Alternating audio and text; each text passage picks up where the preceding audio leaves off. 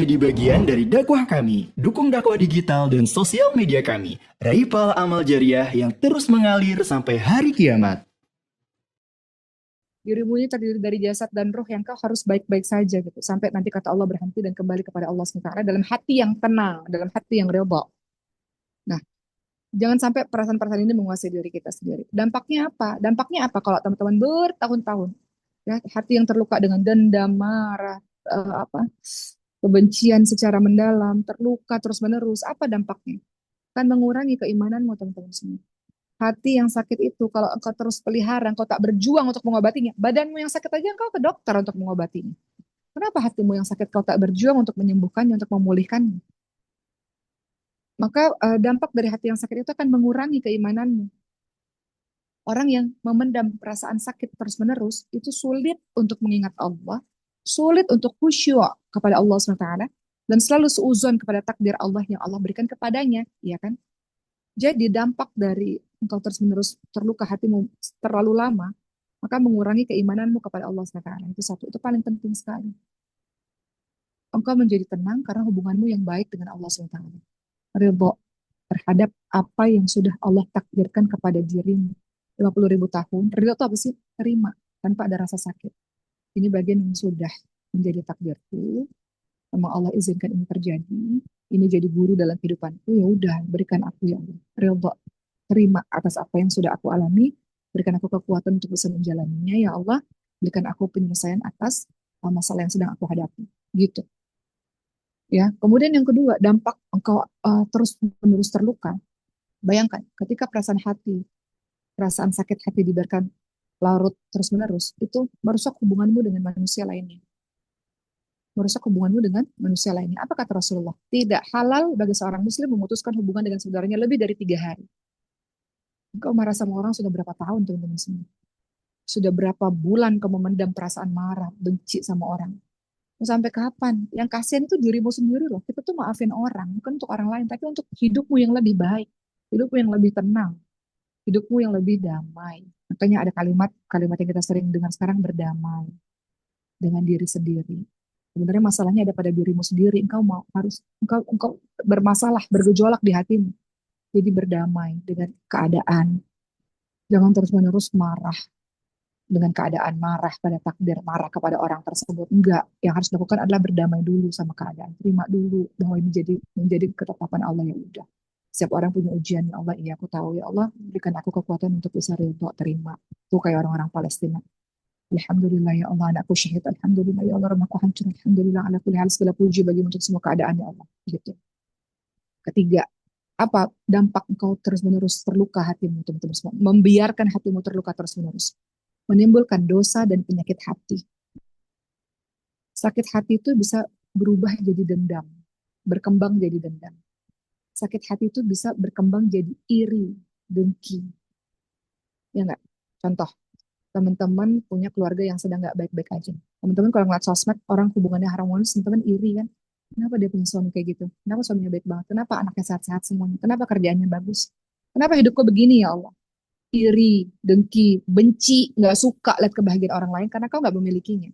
Itu namanya apa? Penyakit hati yang berkembang jadi iri, berkembang jadi dendam, berkembang jadi permusuhan. Penyakit hati ini sangat berbahaya karena bisa menimbulkan dosa.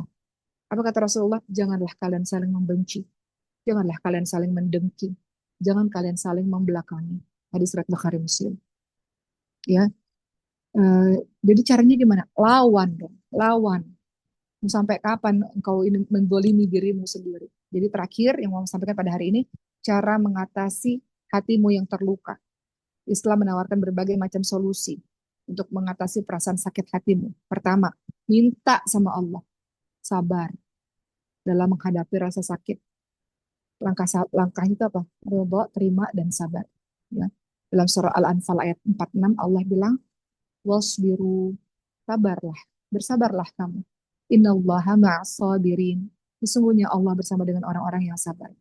Dipegang aja hatinya yang sakit. Kamu juga manusia biasa pernah juga kok terluka hatinya. Jadi hatinya yang lagi perih kan pernah nggak sih ngerasa hati itu kok kayaknya perih banget ya, sakit banget gitu, kayak diperes gitu hatinya.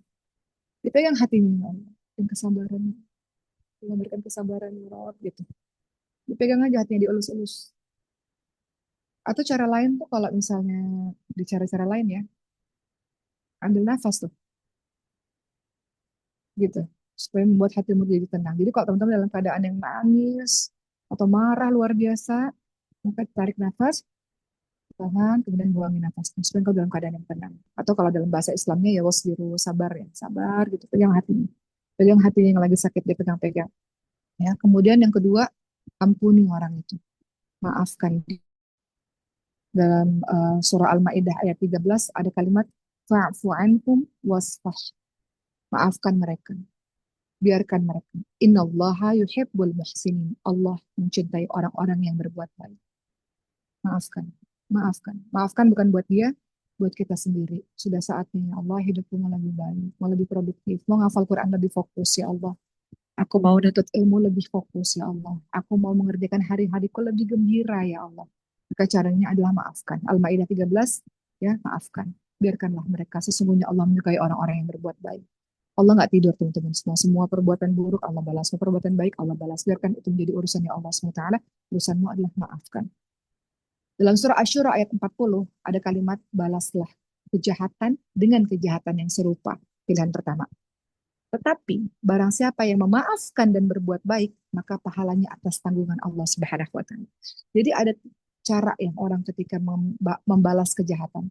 Pertama, balas kejahatan lebih dahsyat namanya zalim. Kedua, balaslah kejahatan dengan kejahatan yang serupa boleh, tapi ini bukan pilihan yang terbaik.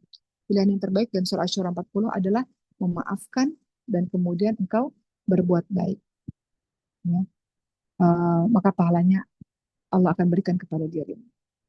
Jadi memaafkan itu adalah langkah penting untuk melepaskan diri dari perasaan sakit hati yang engkau alami bertahun-tahun ini. Ketiga, berserah kepada Allah SWT. Tawakal ala Allah. Apa itu tawakal ala Allah? Berserah kepada Allah ya Allah. Aku menyerahkan semua urusanku kepadamu ya Allah. Berserah kepada Allah, tawakal ala Allah itu dapat menenangkan hati. Ya. Saat kita percaya bahwa setiap peristiwa, termasuk rasa sakit hati, adalah bagian dari rencananya Allah, maka kita akan lebih mudah dalam berserah kepada Allah SWT. Jadi berserah kepada Allah SWT. Kemudian yang keempat apa? Memperbanyak zikrullah, memperbanyak ibadah kepada Allah SWT. Zikir itu bisa menyembuhkan hatimu yang terluka dalam surah Ar-Ra'd ayat ke-26 ya. Ar-Ra'd kalau sering teman-teman ngomongnya. Ar-Ra'd ayat 28. Ala bidzikrillah tatma'innul qulub. Dengan mengingat Allah, maka Allah akan memberikan ketenangan pada hati itu. Jika engkau mengingat Allah, maka hatimu menjadi tenang. Gak ada lagi ruang kebencian. Di sini tuh gak ada lagi ruang untuk benci. Saking penuhnya terhadap cinta, kecintaan kepada Allah, kepada Rasulnya, kepada perbuatan-perbuatan baik. Jadi gak ada ruang untuk benci itu gak punya ruang kita. Gak punya ruang untuk membenci orang. Gak punya ruang untuk dendam sama orang. Jadi yang bermasalah bukan dia kepada dirimu, tapi bermasalah adalah dirimu sendiri yang masih menyimpan benci dan dendam pada orang bertahun-tahun lamanya. Itu bermasalah. Karena hidupmu jadi nggak baik-baik aja. Ya, kemudian yang berikutnya, keberapa nih? Yang kelima mungkin ya, berhusnudzon, berprasangka baik, berprasangka baik kepada Allah SWT. Ya. Mungkin aja dia nggak punya niat seperti itu, nggak punya niat seburuk itu gitu. Jadi kita melatih diri berhusnuzon. Kenapa ya dia melakukan itu? Oh mungkin dia punya masa lalu yang buruk. Oh mungkin cara pengasuhan orang tuanya buruk. Oh mungkin dia belum paham tentang agama. Oh mungkin karena pergaulannya seperti itu. Berprasangka baik. Oh mungkin dia melakukan itu karena maksudnya begini, tapi cara penyampaiannya salah. Jadi 1001 cari alasan berhusnuzon kepada orang lain sehingga bisa mencegah luka terlalu dalam pada hati ini. Oh, mungkin memang sebab ada kesalahan saya sehingga dia berbuat seperti itu. Mungkin itu respon atas kesalahan saya padanya sehingga dia begitu, gitu. Jadi cari-cari. Dalam surah Al-Hujurat ayat 12, ya ayyuhalladzina amanu jitanibu katsiran minadh-dhon inna ba'dadh-dhonni itsm. Ya. Wahai orang-orang yang beriman, jauhilah kebanyakan dari prasangka. Karena sebagian dari prasangka itu adalah dosa. Kemudian berikutnya apa lagi? Supaya nggak terluka terlalu mendalam. Mencari hikmah atas setiap ujian yang kau hadapi. Perasaan luka itu adalah bentuk ujian dari Allah SWT untuk menaikkan derajat keimananmu. Maka dengan engkau mencari hikmah, apa sih maksudnya ya Allah? Maka engkau dapat memandang sakit hati sebagai pelajaran dalam hidupmu. Ya, jadi cari hikmah, apa ini maksudnya? Engkau hendak mengajarkan aku apa ya? Kemudian ini juga sangat penting. Jangan meletakkan ekspektasi berlebihan pada manusia. Jangan berharap terlalu tinggi pada manusia. Semakin tinggi kau berharap kepadanya, semakin kecewa dirimu karena nggak termasuk harapan.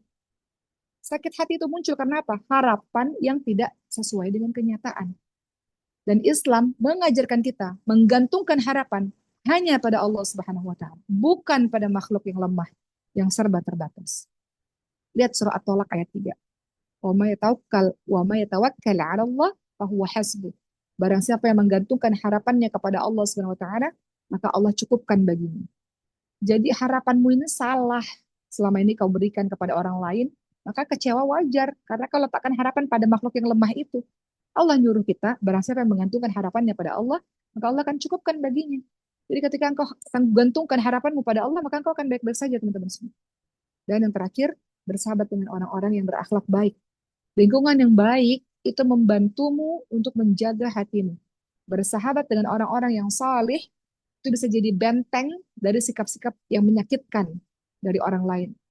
Sekaligus itu menjadi contoh dalam menghadapi berbagai macam masalah yang ada dengan sabar dan lapang dada. Itu dicontohkan oleh orang-orang yang soleh. Jadi melatih diri agar tidak mudah sakit hati bukan berarti kita kebal ya terhadap perasaan. Eh, tapi bagaimana cara kita mengelola emosi dengan cara yang diridhoi oleh Allah Subhanahu wa taala. Caranya apa? Memaafkan, zikrullah, berhusnuzon, maka hatimu akan jadi lebih kuat, hatimu akan jadi lebih tenang. Hatimu tidak akan mudah tergoncang dengan hal-hal kecil. Begitu ya teman-teman semua. Jadi pada hari ini Umar ingin menyampaikan bahwa sakit hati, hati yang terluka, hati yang lagi nggak baik-baik aja itu perasaan yang wajar, semua orang mengalaminya. Namun umat Islam diajarkan untuk menghadapinya dengan memaafkan, dengan ridho, dengan sabar. Gimana caranya berjuang untuk dirimu sendiri, bukan untuk orang lain. Kalau kau sayang pada dirimu sendiri, berjuang untuk sembuh. Sebagaimana kalau badanmu sakit, kau berjuang untuk sembuh, maka hatimu yang sakit berjuang untuk engkau sembuh. Supaya hilang perasaan dendamnya, supaya hilang perasaan bencinya. Agar hubunganmu dengan Allah dan hubunganmu dengan sesama manusia jadi baik. Islam udah ngasih tahu caranya. Pentingnya memaafkan, pentingnya engkau bertawakal kepada Allah, mencari ketenangan melalui berbagai macam ibadah-ibadah, agar penyakit hati itu nggak semakin kronis. Sama seperti penyakit badan, dia bisa semakin kronis kalau kau nggak obatin. Sama penyakit hati itu jangan sampai makin besar, makin besar, makin besar, makin kronis. Kau bisa mati karena dendammu, teman-teman semua. Kau bisa mati karena kebencian. Ya, kita bilang matikan dia ya Allah. Jangan-jangan kau yang mati duluan karena kebencianmu, karena dendammu itu. Jadi kalau kau sayang pada dirimu sendiri, maka kau pelajari bagaimana caranya kau memulihkan diri. Rasul juga punya banyak kesedihan kok dalam hidupnya, punya banyak hatinya terluka. Lihat bagaimana Rasul uh, seorang Rasul loh, seorang baginda Nabi Muhammad SAW, seorang yang sangat tinggi posisinya, itu pernah loh diolok-olok, direndahkan, tidak ada harga dirinya ya di peristiwa Taif. Dirimu tidak setinggi Rasulullah SAW. Rasul maafin loh orang-orang Taif. Rasul pernah dilemparin batu, dihina. Lalu kau mengatakan orang sepertiku nggak pantas diperlakukan begitu. Lalu kau dendam seumur hidupmu. Enggak teman-teman semua. Betul, orang sepertimu nggak pantas diperlakukan seperti itu. Tapi orang sepertimu, karena orang sepertimu adalah orang yang baik, maka engkau adalah orang yang memaafkan orang lain untuk ketenangan dirimu sendiri. Peristiwa di Taif, Rasulullah dilempari batu, dihina. Penduduk Taif itu membuat Rasulullah berdarah-darah. Dan malaikat Jibril menawarkan agar membinasakan penduduk Taif. Namun Rasulullah menolak itu. Rasulullah nggak bilang, azab dia ya Allah. Ya Allah, aku nggak maafkan dia. Enggak. Nggak pernah Rasulullah ajarkan itu. Walaupun boleh. Boleh. Boleh kok. Doa yang didengar oleh Allah itu doa dari orang yang dizalimi. Boleh. Tapi yang terbaik untuk dirimu sendiri. Bukan untuk orang lain. Untuk dirimu yang tenang. Maka Rasulullah apa Rasulullah lakukan? Rasulullah mendoakan agar mereka dapat petunjuk. Maka doakan orang-orang yang pernah menyakitimu itu, ya Allah, ya Allah, ya Allah, jangan buat dia melakukan itu pada orang lain. Ya Allah, berikan petunjuk kepadanya, ya Allah, untuk berhenti dalam melakukan perbuatan jahat itu. Ya Allah. Doakan teman-teman semua. Rasul pernah terluka kok, sedih kok, ketika kehilangan Siti Khadijah dan Abu Thalib. Rasul sangat berduka kok, ketika kehilangan orang-orang yang dicintai. Kesedihan ini sangat bertumpuk-tumpuk di hati Rasulullah SAW. Tapi apa yang Rasul lakukan? Sholat. Dengan kesedihan yang begitu mendalam, Allah kasih obat Isra Mi'raj berupa perintah salat. Jadi saat hatimu lagi terlalu bersedih, kadang-kadang kita nggak kehilangan arah gitu. Nggak tahu ya Allah, hatiku kok sakit banget ya Allah. Hatiku kok terasa teriris-iris ya Allah, kok perih banget ya Allah. Salat teman-teman semua. Nangis sama Allah SWT. Allah yang bisa menyembuhkan hatimu, bukan orang itu yang bisa menyembuhkan hatimu. Menceritakan pada orang mengurangi bebanmu, iya. Tapi yang bisa mengobati hatimu sepenuhnya, pulih, total pulih, adalah Allah SWT. Begitu pula Rasul pernah begitu terluka pada saat perang Uhud. Rasulullah mengalami luka fisik, seluruh jasad sahabat-sahabatnya itu rusak ya. Jadi jasad sahabat-sahabatnya itu menjadi syuhada, orang mati syahid itu rusak. Jasadnya dirusak-rusak gitu oleh musuh gitu. Sedih hati Rasul, terluka hati Rasul. Rasul maafin nggak? Rasul maafin teman-teman semua. Wahsy datang yang merusak jasadnya Hamzah bin Abdul Muthalib pada saat perang Uhud. Wahsy datang di hadapan Rasul minta maaf. Rasul maafin teman-teman semua. Jadi dalam kesempatan kali ini, Omah yang ingin menyampaikan bahwa hatimu yang terluka uh, itu bisa diobatin.